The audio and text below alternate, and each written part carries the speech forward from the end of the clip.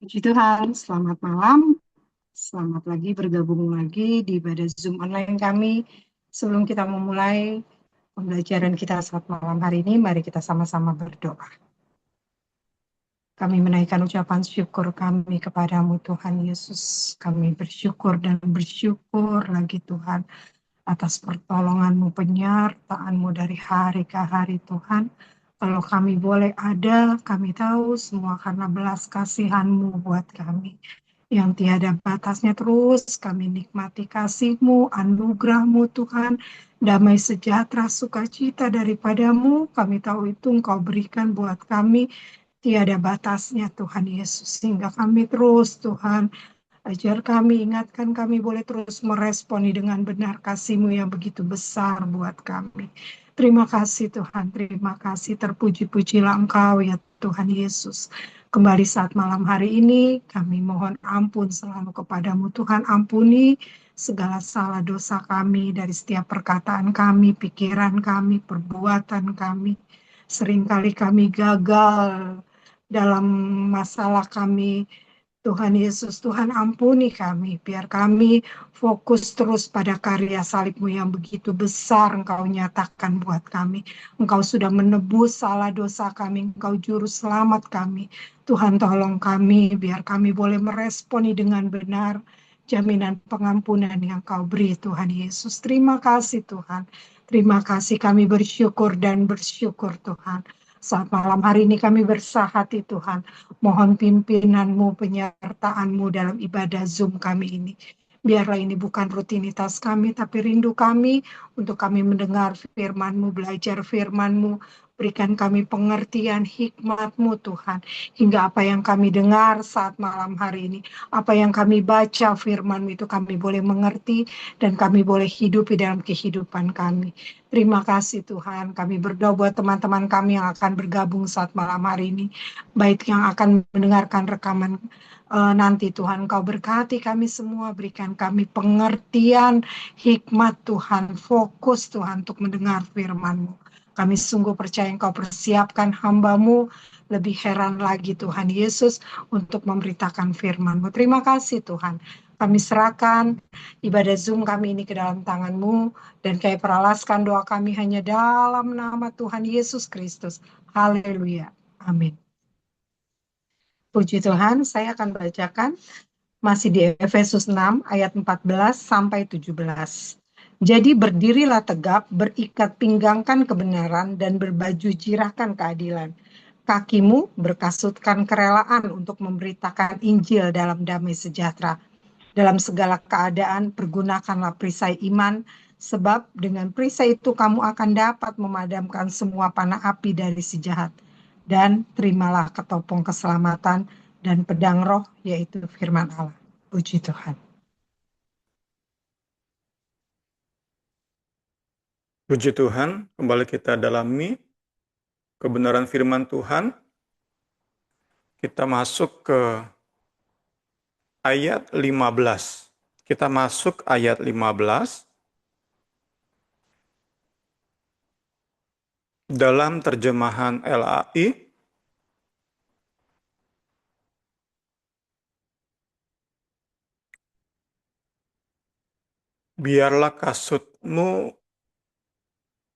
Biarlah kakimu berkasut kerelaan untuk memberitakan Injil damai sejahtera.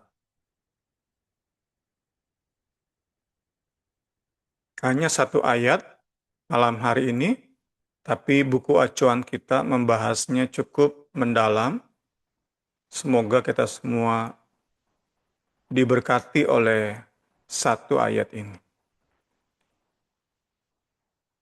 Secara garis besar, kita akan melihat kata kerelaan, readiness, atau kesiapan, kesiapsediaan. Kedua, kita akan melihat hubungan antara kata kerelaan dengan Injil, dan ketiga tentang damai sejahtera.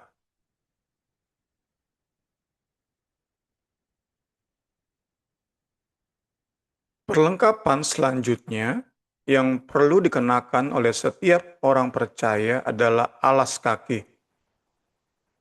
Kita sebut sekarang sendal, atau tentu lebih tepat sepatu perang, sepatu rohani yang proper. Itulah perlengkapan selanjutnya yang perlu dikenakan oleh setiap orang percaya. Sepatu rohani yang memang diperuntukkan untuk perang menghadapi musuh-musuh rohani. Kemudian dalam konteks budaya Romawi, seperti yang kita dapati dikenakan oleh tentara Romawi,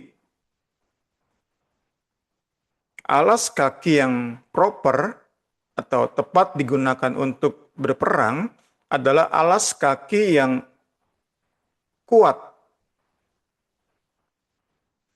untuk digunakan atau diajak dalam tanda kutip berjalan jauh.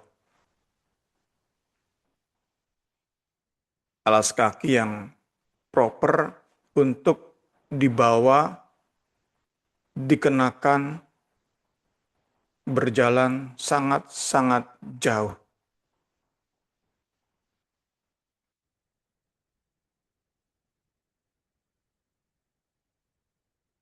Ayat ini, gambaran ini Paulus ambil kembali dari Yesaya.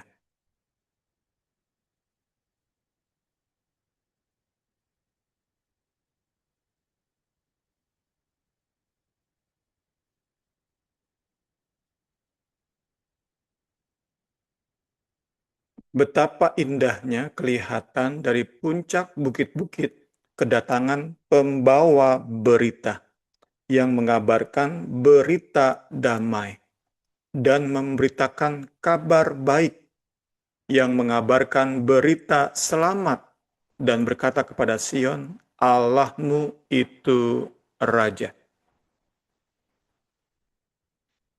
Ayat ini sudah punya konteks PB-nya.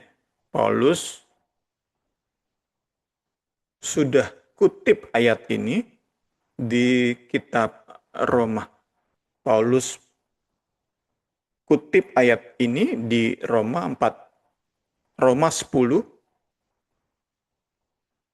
ayat 14-15.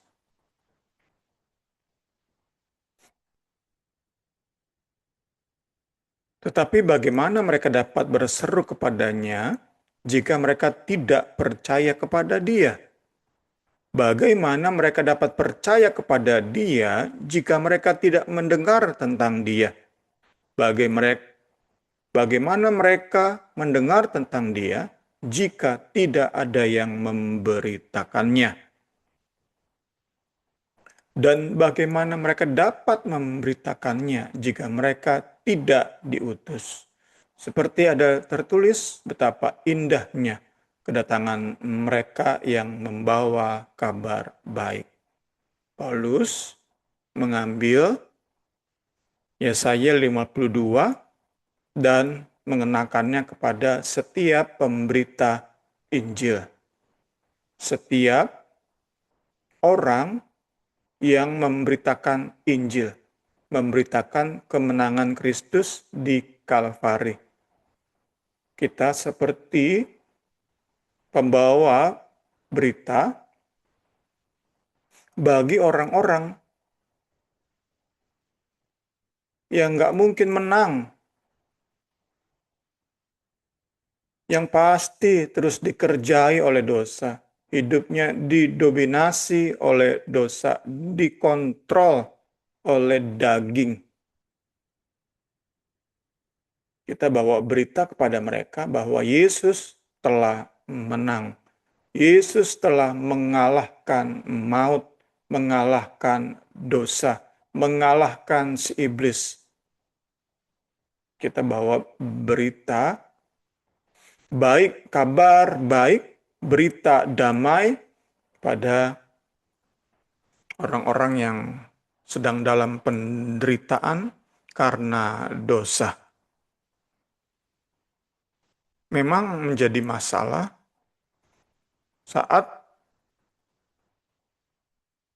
mereka yang kepadanya kita beritakan kabar baik, mereka tidak dalam penderitaan menurut pemahaman mereka.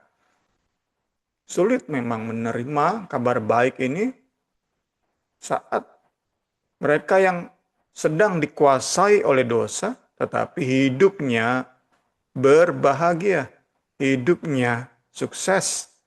Tidak heran, Tuhan Yesus sendiri mengatakan betapa sulitnya orang kaya masuk kerajaan Allah. Karena itu tidak heran, pemberitaan Injil menjadi lebih efektif saat diberitakan di rumah-rumah sakit, di penjara-penjara, kepada kaum marginal, karena mereka dapat kita katakan lebih merasakan derita karena dosa. Puji Tuhan, kita lanjutkan bahasan kita. Kita masih menghubungkan Efesus 6:15 dengan Yesaya 52. Didukung oleh Roma 10 ayat 14-15. Kita lanjutkan, puji Tuhan.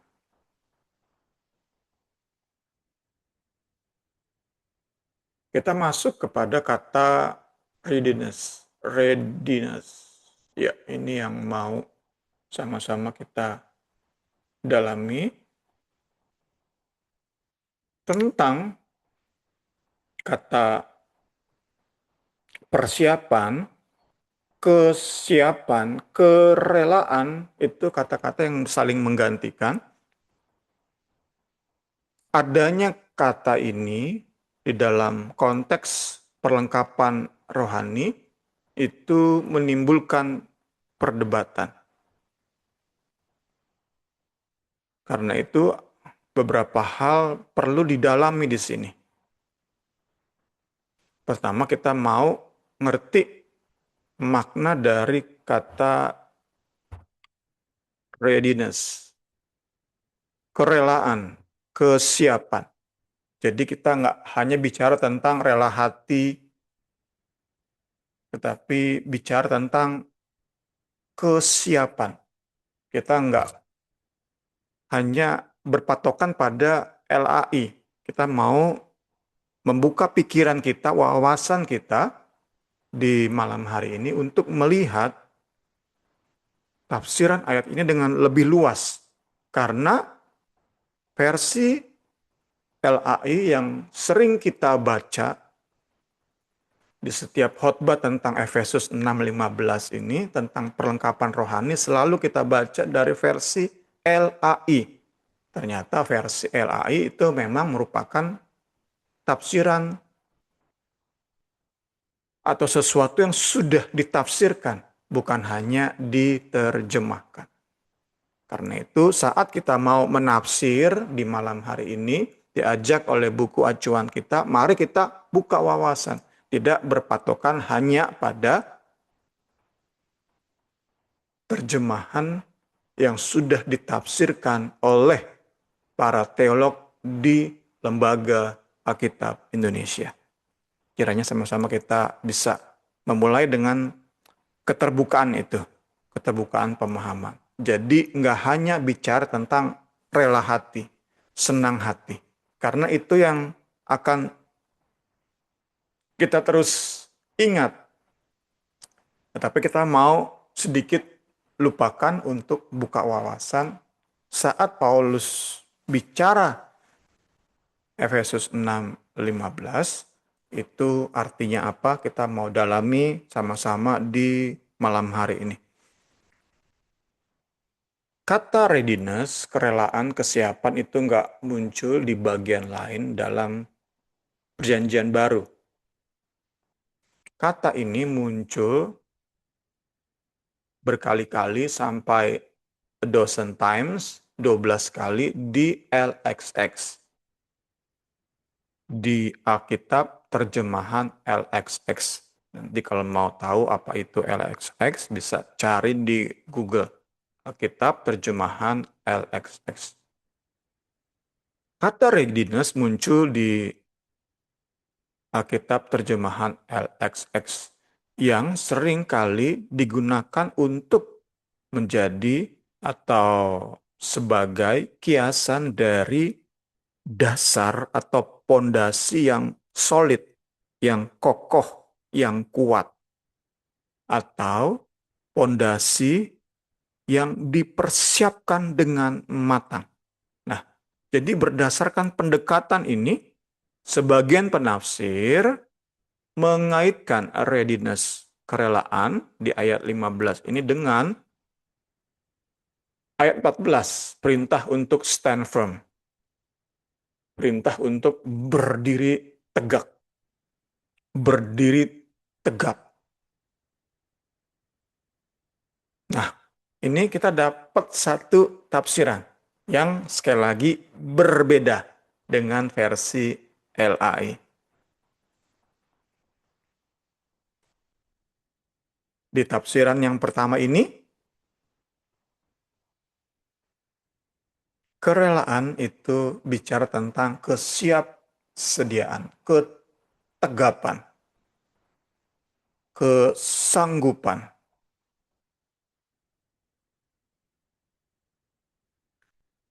Jadi, bagi para penafsir yang meyakini tafsiran ini, berdiri tegap dan mengenakan alas kaki itu mewakili kesiapan sepenuhnya, persiapan yang sangat matang dari seorang Kristen dalam menghadapi peperangan rohani. Sekali lagi, digabungkan antara ayat 15 dan 14, nempel dua ayat ini, berdiri tegap, mengenakan alas kaki perang, itu mewakili kesiapan penuh, utuh, serta persiapan matang seseorang Kristen memasuki peperangan rohani.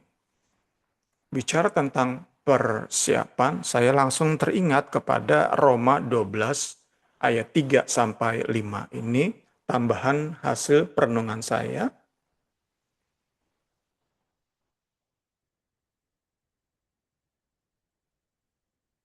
Berdasarkan kasih karunia yang dianugerahkan kepadaku, aku berkata kepada setiap orang di antara kamu, janganlah kamu memikirkan hal-hal yang lebih tinggi daripada yang patut kamu pikirkan.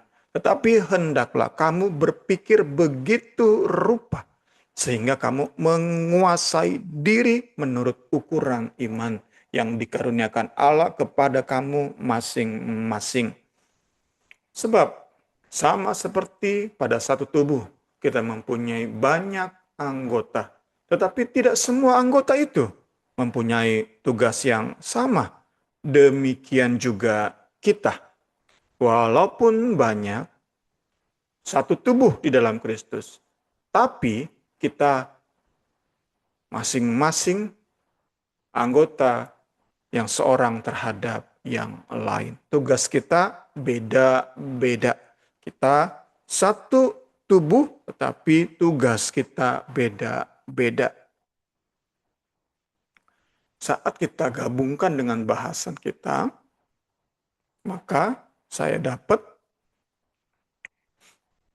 salah satu bentuk persiapan matang menghadapi peperangan rohani adalah benar-benar berpikir sedemikian rupa, merenung sedemikian rupa, lihat diri begitu rupa, supaya bisa melayani benar-benar sesuai panggilan, sesuai talenta, sesuai jubah.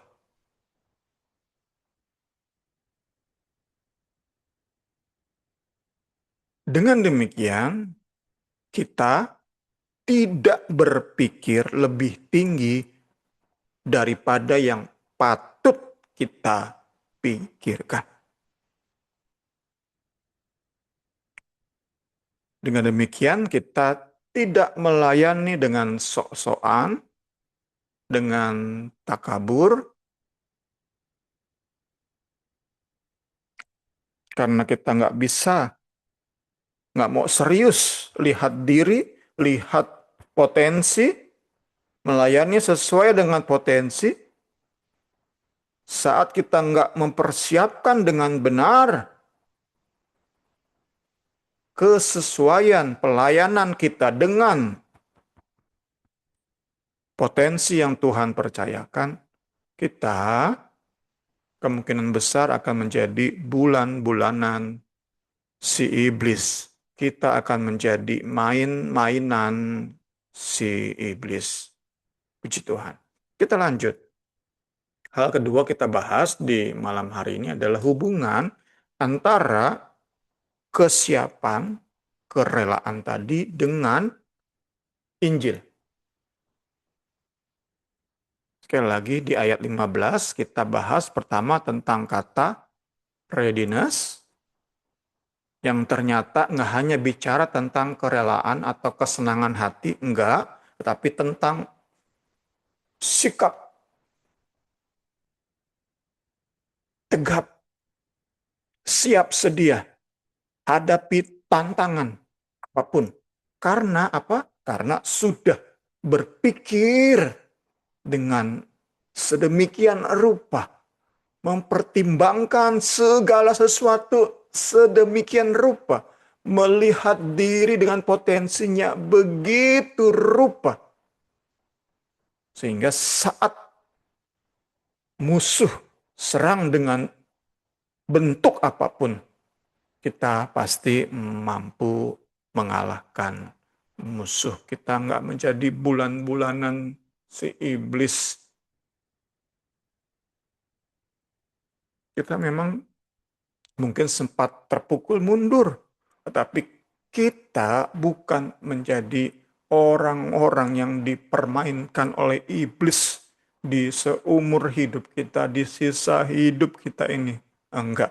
Saat kita ngerti benar apa jubah kita, apa pelayanan yang sungguh Tuhan percayakan, Tuhan panggil untuk kita melayani di situ, kita boleh terlihat sempat kalah, tapi kita yang jelas bukan bulan-bulanan iblis. Tuhan akan pakai kita memenangkan jiwa. Tuhan akan pakai kita untuk mengubah hidup jiwa-jiwa, mengubah mindset jiwa-jiwa.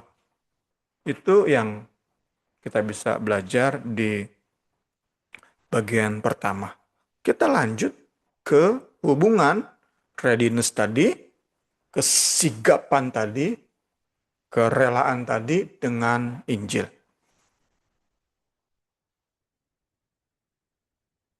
Dalam bahasa aslinya nggak ada kata memberitakan. Itu yang pertama yang perlu kita buat clear dulu. Ternyata saat kita belajar, Alkitab terjemahan lama lebih tepat.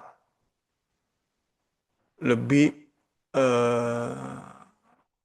sesuai dengan aslinya. Sedangkan LAI terjemahan baru itu udah hasil tafsiran. Kiranya sama-sama kita belajar dan belajar. Terjemahan lama itu lebih tepat dengan aslinya bagaimana Paulus tulis. Kakimu kasutkan persediaan, kerelaan, kesiapan Injil. Nggak ada memberitakan. Kata memberitakan itu sudah hasil tafsiran. Sekali lagi, kata memberitakan di Alkitab terjemahan baru versi LAI itu hasil tafsiran. Terjemahan lama inilah hasil terjemahan yang mirip banget dengan aslinya, bahasa Yunani. Puji Tuhan. karena itu yang pengen ditafsirkan adalah kerelaan Injil. Kerelaan Injil. Kesiapan Injil. Itu yang ingin ditafsirkan di bagian kedua ini. Tadi bagian pertama tentang readiness, bagian kedua tentang readiness of the gospel. Kesiapan Injil. Ada dua tafsiran besar.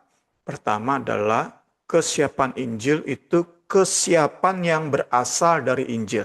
Itu yang pertama. Yang kedua adalah kesiapan Injil adalah kesiapan untuk memberitakan Injil. Kiranya jelas. Nanti jika perlu bisa diulang dan diulang lagi bagi kita yang sungguh haus akan kebenaran firman, yang sungguh rindu dalam dan dalami apa yang terkandung di dalam Alkitab. Ada dua tafsiran. Kesiapan Injil, pertama, kesiapan yang diberikan oleh Injil. Kedua, kesiapan untuk memberitakan Injil.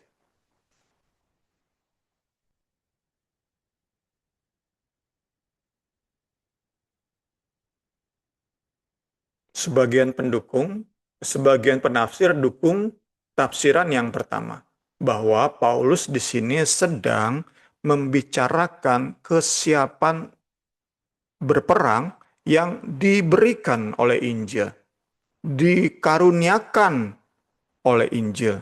Injil memberi seseorang kuasa untuk benar-benar siap hadapi si iblis.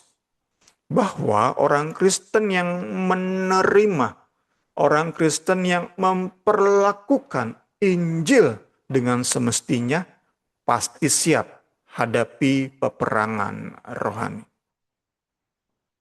Itu tafsiran pertama. Tafsiran atau buku kita ini lebih cenderung ke tafsiran kedua, karena itu buku acuan kita sama dengan versi LAI, terjemahan baru. Kita lihat dulu yang pertama.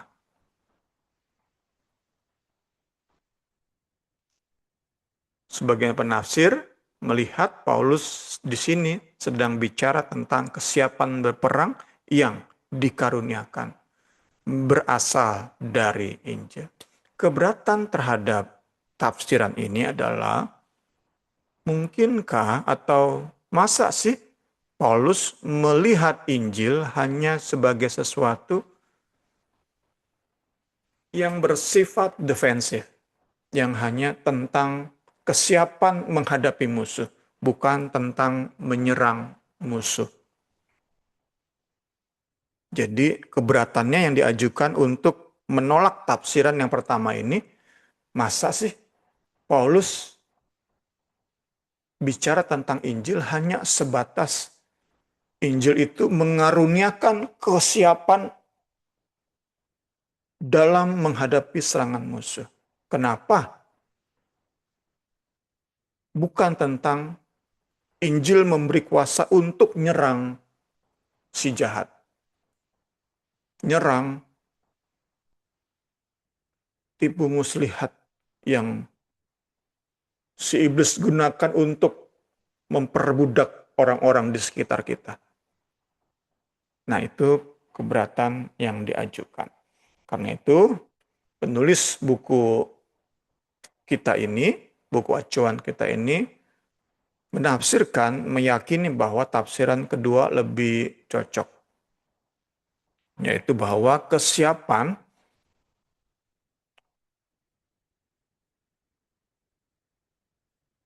di sini adalah, kesiapan Injil di sini adalah kesiapan untuk memberitakan Injil damai sejahtera.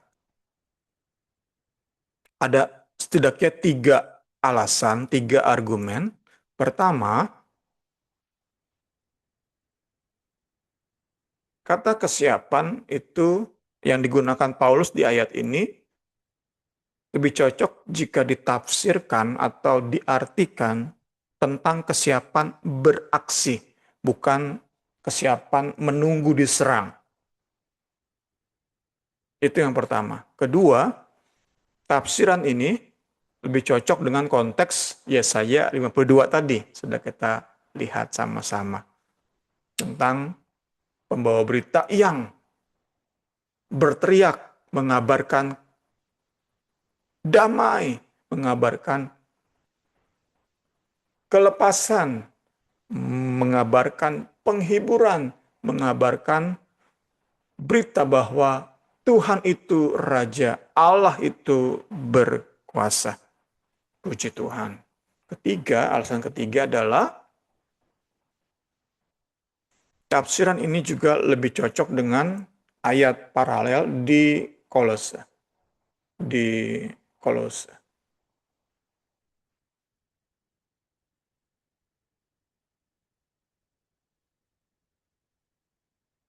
Hendaklah kata-katamu senantiasa penuh kasih, jangan hambar, sehingga kamu tahu bagaimana kamu harus memberi jawab kepada setiap orang. Jadi, kita lihat di sini kata atau ayat paralel dari Efesus 6 ayat 15, yaitu Kolose 4 ayat 6, menekankan tentang pentingnya perkataan yang penuh kasih kepada mereka yang belum percaya. Jadi lebih cocok kan? Sama-sama kita bisa pahami. Tafsiran kedua tampaknya punya lebih banyak dukungan. Ya, terakhir tentang perbedaan tafsir ini. C, ya.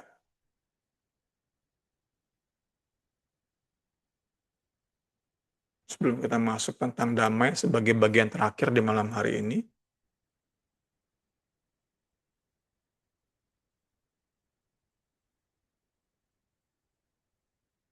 tentang perbedaan tafsir ini, jika dua pihak yang berbeda menafsirkan sama-sama lebih fokus pada dahsyatnya kuasa Injil, maka sebenarnya dua tafsiran ini tidak berbeda terlalu jauh.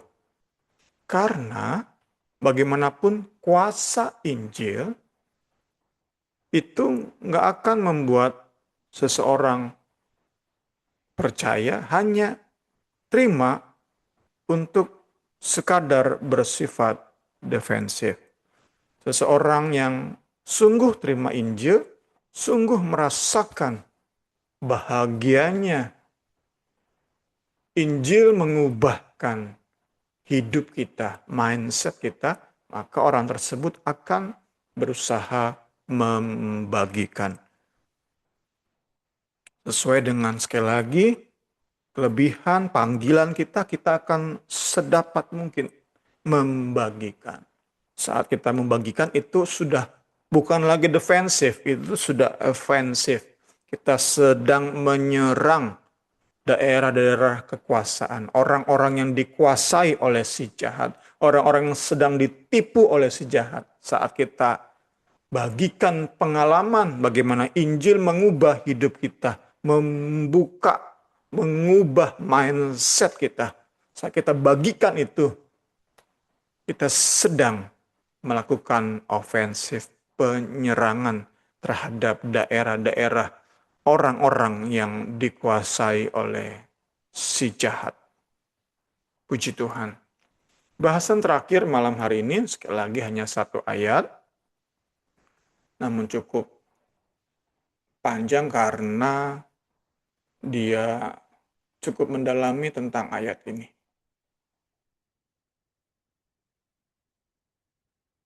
Mengapa Paulus menyertakan kata damai?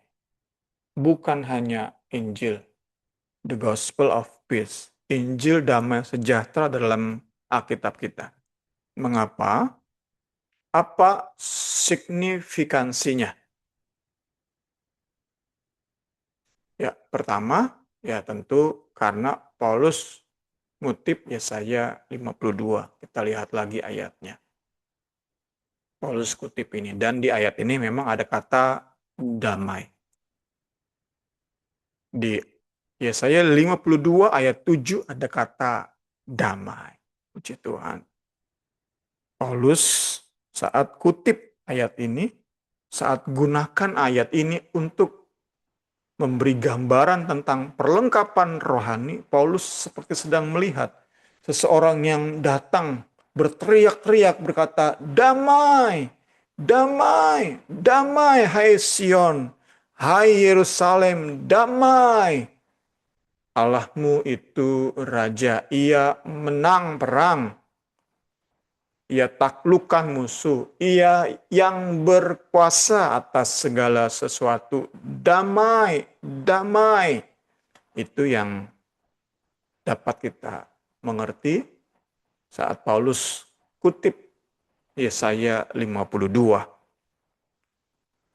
Sang pembawa berita itu memberikan consolation, damai, penghiburan, kelegaan. Haleluya. Haleluya.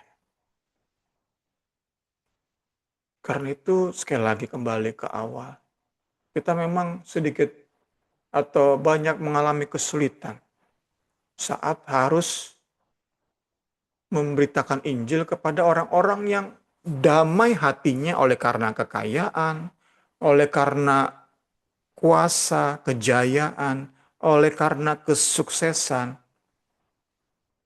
oleh karena keluarga, oleh karena hobi, dan lain-lain. Yang ngerasa begitu damai hatinya, itu memang sulit. Untuk kita berkata, damai, damai. Tetapi berbeda saat Roh Kudus bekerja di hati-hati yang memang ia ingin jamah. Ia ingin pulihkan. Kita cuman sebagai alat kecil saja. Kita yang beritakan Injil, kita yang sampaikan kata damai itu, kita hanya alat yang sangat kecil. Karena Roh Kudus yang kerja di hati orang yang meski kaya tetapi dibuat nggak damai oleh Roh Kudus.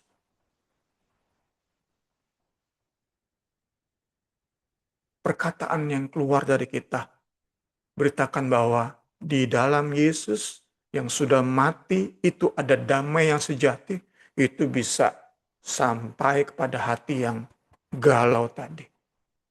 Yang karena Roh Kudus. Entah Roh Kudus pakai cara apa, Roh Kudus bisa buat galau hati orang yang siap terima Injil itu. Mungkin dengan penderitaan, mungkin dengan rasa kosong, meski ia kaya, sukses, punya keluarga bahagia, punya hobi yang memuaskan bagi banyak orang. Hobi padel contohnya, itu membuat banyak sekali orang merasa tidak FOMO, merasa ada validasi bagi hidupnya. Tapi Roh Kudus bisa bekerja, membuat rasa kosong, rasa galau, nggak tenang.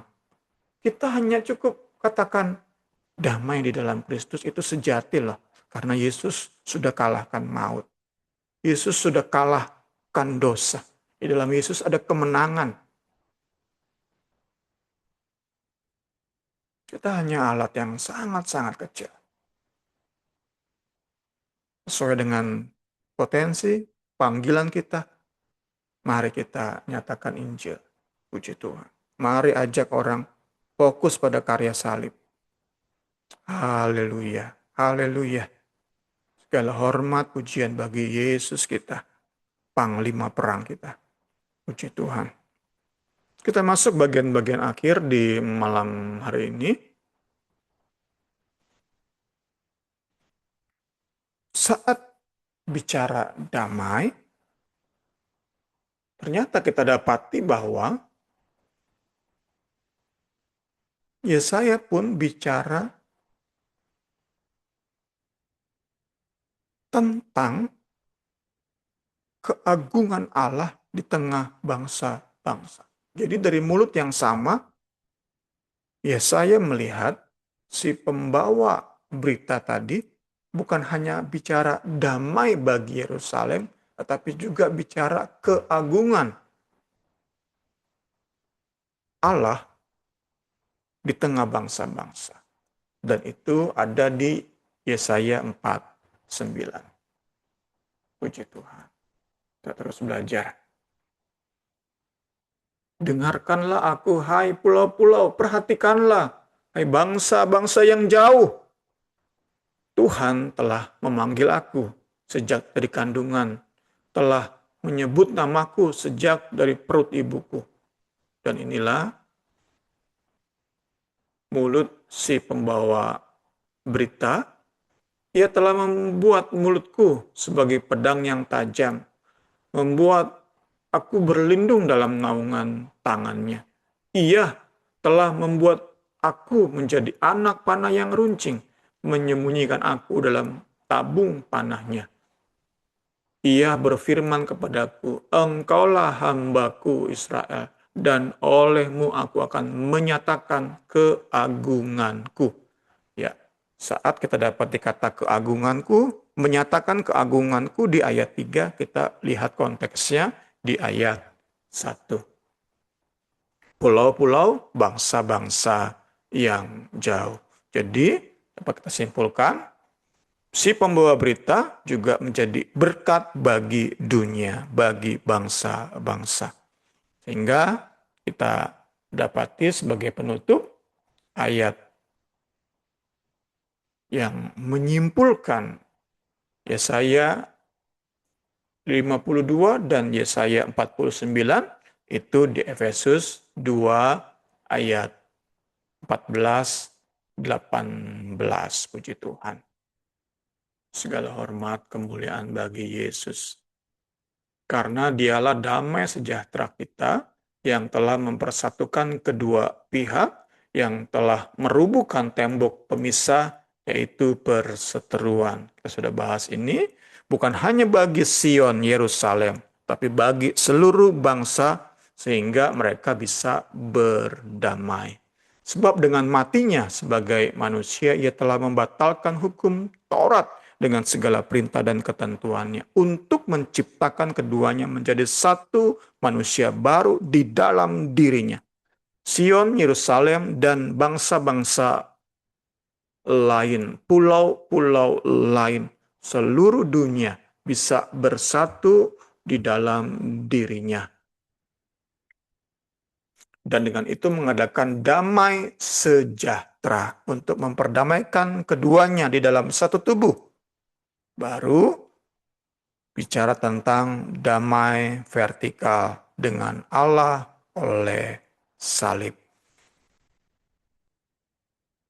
Yahudi dan non-Yahudi yang bermusuhan disatukan satu tubuh, dan satu tubuh ini disatukan, diperdamaikan dengan Allah oleh salib dengan melenyapkan perseteruan pada salib itu. Ia datang dan memberitakan damai sejahtera kepada kamu yang jauh tadi, bangsa-bangsa, pulau-pulau, dan damai sejahtera kepada mereka yang dekat. Oleh karena Dia, kita kedua pihak dalam satu roh beroleh jalan masuk kepada Bapa. Kiranya pembelajaran kita malam hari ini lebih lagi memperlengkapi kita. Saya serahkan kembali kepada Ibu Rini.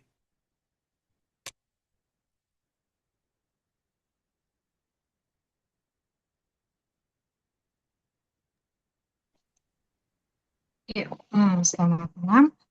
Kita karena hanya berdua, biarlah apa yang kita dengar saat malam hari ini boleh memberkati kita semua, teman-teman kita yang akan mendengarkan rekaman kita, biarlah kita boleh menjadi apa nih bilangnya, pemberita-pemberita Injil dengan membawakan damai, hingga apa yang kita keluarkan dari mulut bibir kita itu mendatangkan kedamaian bagi yang mendengarkan, dan selanjutnya cara Allah Roh Kudus yang mendengarkan itu boleh mendapatkan damai sejahtera bagi mereka ya saat para pekabar-pekabar Injil itu memberitakan. Seperti saat malam hari ini, biarlah ada damai yang kita dengar, yang kita terima saat malam hari ini saat mendengarkan firman Tuhan. Kita akan tutup pembelajaran kita saat malam hari ini. Mari kita sama-sama bersatu di dalam doa. Terima kasih Tuhan, terima kasih untuk kebenaran firman-Mu Tuhan Yesus. Biar dengan jubah yang Kau berikan buat kami, masing-masing setiap hamba-hamba-Mu, setiap pelayan-pelayan-Mu Tuhan, kami boleh rela Tuhan Yesus, kami boleh siap Tuhan untuk memberitakan setiap kebenaran firman-Mu. Tuhan tolong kami, mampukan kami, berikan kami keberanian untuk memperkatakan Injil-Mu Tuhan Yesus, hingga apa yang kami dengar saat malam hari ini kami boleh bagikan, hingga orang lain boleh merasakan damai-Mu Tuhan Yesus seperti yang kami rasakan saat malam hari ini. Terima kasih Tuhan, terima kasih, terpuji-pujilah Engkau ya Tuhan Yesus. Biar damai-Mu selalu ada dalam kehidupan kami, karena kami sungguh percaya firman-Mu, Injil-Mu itu yang mengubah setiap pola pikir kami, hingga dalam setiap peperangan rohani yang kami hadapi, kami sudah siap Tuhan Yesus. Kami percaya Tuhan Kau saja yang memampukan kami untuk kami berperang Tuhan Yesus, melawan segala tipu muslihat iblis, hingga kami tidak bisa dipermainkan oleh iblis Tuhan, tapi kami boleh siap sedia Tuhan Yesus memperlengkapkan Tuhan Yesus perlengkapan senjata Allah dalam kehidupan kami. Terima kasih Tuhan, terima kasih, terpuji-pujilah Engkau. Kami serahkan selalu hamba-Mu, kami percaya Tuhan melalui hamba-Mu, biar Tuhan Yesus rahasia firman-Mu itu boleh terus dikumandangkan, dan kami semua boleh diberkati.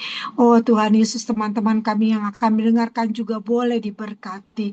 Terima kasih Tuhan, segala puji, segala hormat hanya bagi nama-Mu, dan kami peralaskan doa kami hanya dalam nama Tuhan Yesus Kristus. Haleluya. Amin.